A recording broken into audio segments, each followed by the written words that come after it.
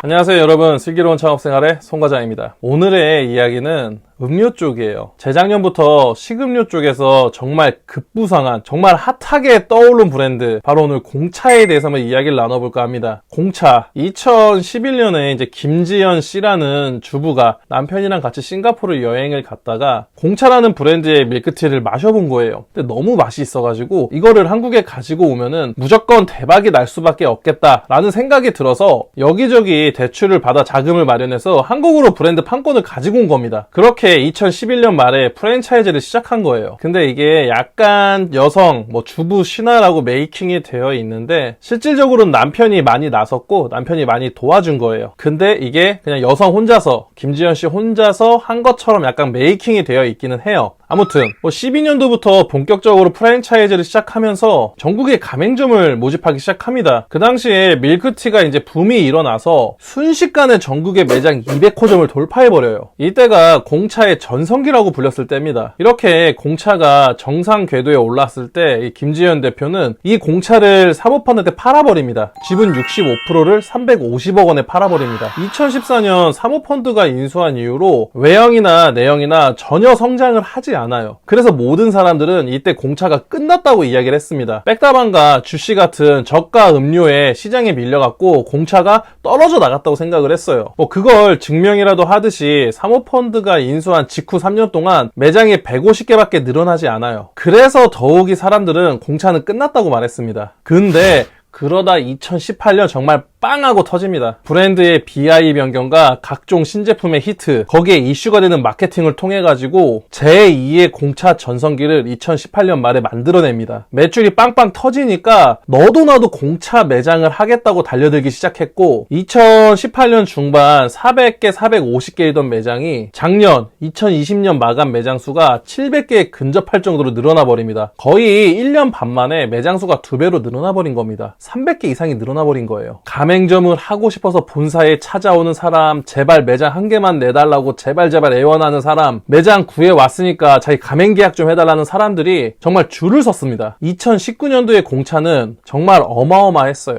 지금도 그때만큼은 아니지만 하고 싶어하는 사람들이 아직도 많습니다. 하고 싶어도 할 수 없는 브랜드가 돼버린 이 공차를 2019년 말에 미국 펀드 회사한테 3,500억 원에 팔아버립니다. 정말 대단한 거예요. 350억에 산 거를 3,500억 10배 뛰기 위해서 팔아버립니다. 엄청 올랐다는 서울 집값보다 훨씬 많이 오른 거예요. 여기까지가 공차의 간단한 히스토리예요.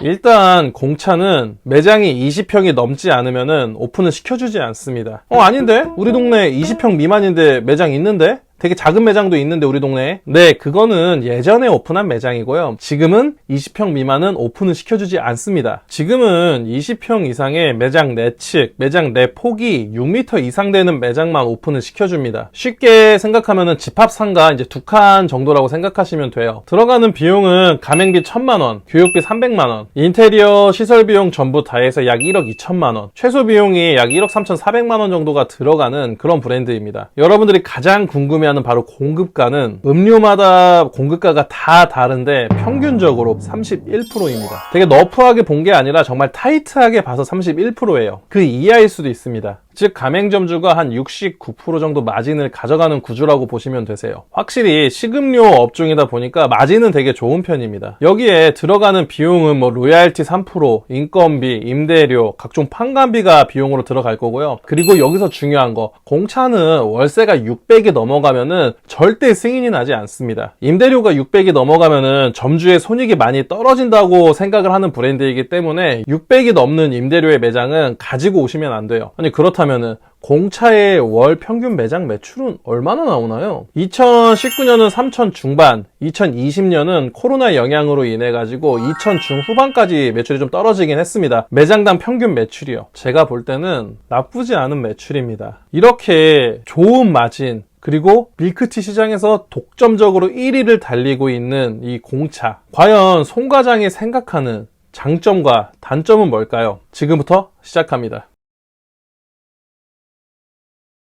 첫 번째 장점은 여성들이 하기에 너무너무 좋은 브랜드예요. 프랜차이즈로 매장을 운영하시는 분들한테 가장 이상적인 그런 구조가 뭘까요? 바로 남편은 회사를 다니고 와이프가 매장을 운영하면서 월 500씩 벌어다 주는 구조를 가장 이상적인 구조라고 생각합니다. 아니, 이게 제가 원하는 이상향이 아니라 주변에 창업하시는 분들이 이런 구조를 원하세요. 특히나 초등학생 이상의 자녀를 가진 분들은 이런 구조를 더욱이 원합니다. 낮에 자녀는 이제 학교를 가고 와이프는 매장의 문을 열고 매장을 운영하다가 저녁 시간이 되면은 남편이 매장으로 와서 마감을 도와주는 이런 구조. 그러면서 월 500씩 벌어다 주는 구조. 그렇다면 이런 이상적인 구조를 가지기 위해서는 여성이 하기에 좋은 그런 업종을 선택해야 되는데요. 뭐가 있을까요? 당연히 뭐 뷰티 관련 업종이 뭐 미용실이나 네일, 속눈썹, 화장품, 그리고 식음료, 이 정도밖에 없을 겁니다. 근데 뷰티 관련 업종은 자격증을 따야 되고, 화장품은 이제 시대가 지났고, 식음료 업종만 남아있는데 뭐 투썸이다, 할리스다, 엔젤리너스 커피다, 이런 대형 커피숍을 차리려면은 투자 비용이 3, 4억은 우습게 들어갑니다. 너무 고투자를 해야 돼요. 그렇다고 비용이 부담이 돼가지고 저비용으로 들어가는 회사들, 뭐 더벤티라든가 맘모스, 컴포즈, 이런 브랜드를 하기에는 약간 불안한 경향이 있고요. 그래서 인지도는 어느 정도 되고 비용은 너무 비싸지 않은 브랜드를 찾기에는 공차만한 투자처는 개인적으로는 없다고 생각합니다. 자, 다음 두 번째 장점은 경쟁 업체가